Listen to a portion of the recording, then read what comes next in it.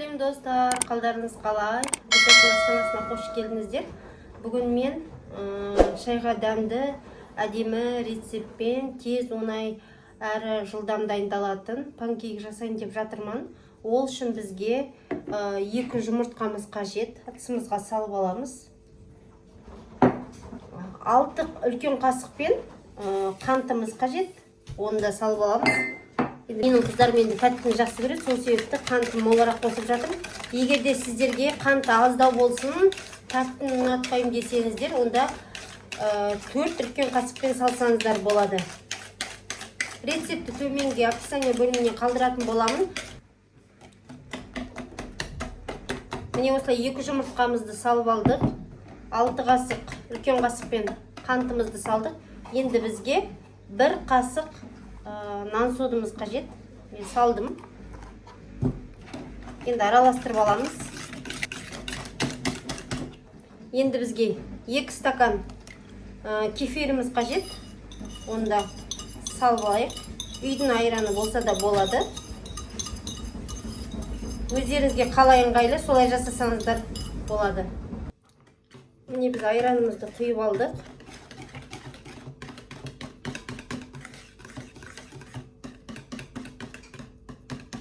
Бір көрсетіп қойайын. Міне осындай болып тұр. Енді бізге сұйық майымыз қажет. Сұйық май үлкен ас қасықпен болу керек. Мен молырақ істеп жатқандықтан 4 қасық қосып жатырмын. Енді бұлғап аламыз. Електен өткізілген ұнымызды салып аламыз. Бұл да бізде 2 стакан. Негізі маған өте бұл рецепт көп дейтін болсаңыздар, осы рецепт бойынша жасаған көп дейтін болсаңыздар, онда 1 стакан ұн мен 1 стакан айран, жарты қасық нан соды, 1 жұмыртқа, 3 үлкен қасықпен қант, сондай рецептпен жасасаңыздар болады негізі. Рецепті қалдырып кетем.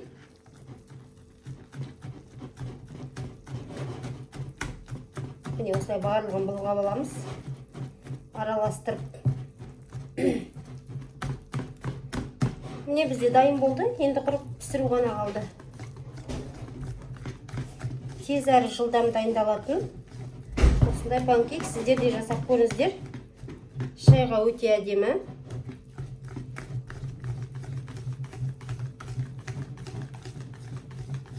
Міне өздеріңіз көріп тұрғандай осындай сұйықтық пайда болды бізде. Енді пісіруді бастаймыз.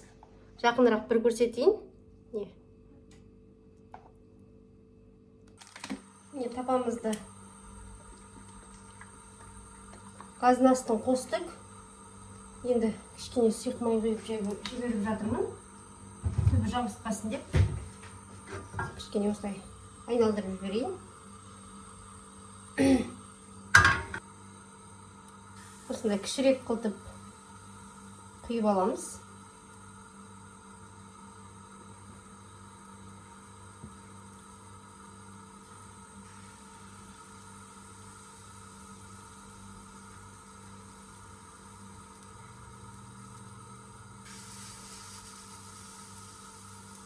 Табамыз кішкентай болғандықтан осындай үшеуден салып жатырмын. Пісе бастағанда өзі беті түртіктеніп, көтеріле бастайды.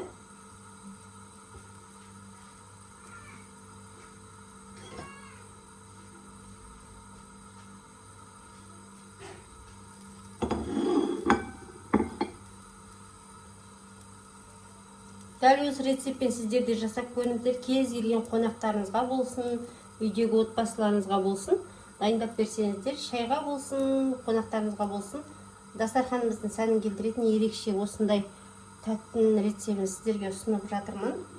Өздеріңіз көріп тұрғандай бетін көрдіңіздер, қалай болғанын. Енді қазір кішкене қызара бастағанда екінші жағына аудара қоямыз.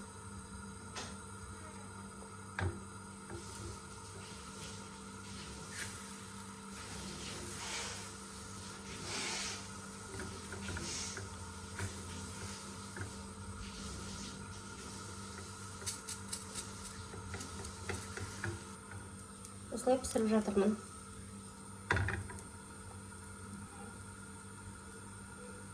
Асты кішкене қызара бастағанда екінші жақ бетіне аудара қоямыз.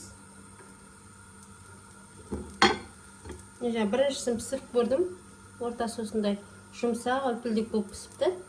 Міне. Сіздер де осы рецепт бойынша жасап көруді ұмытпаңыздар. Дәмі деген керемет.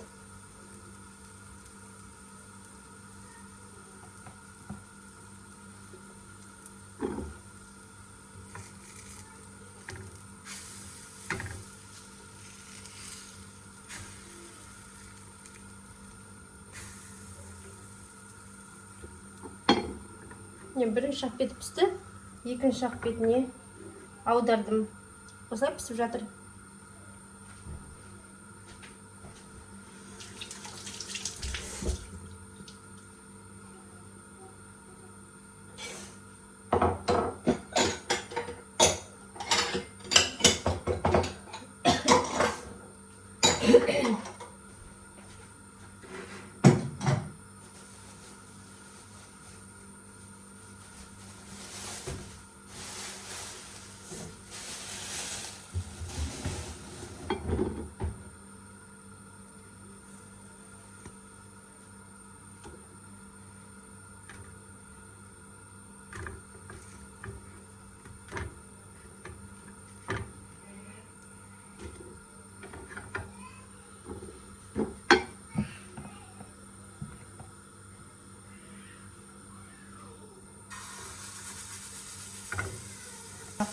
Істеп жатырмын.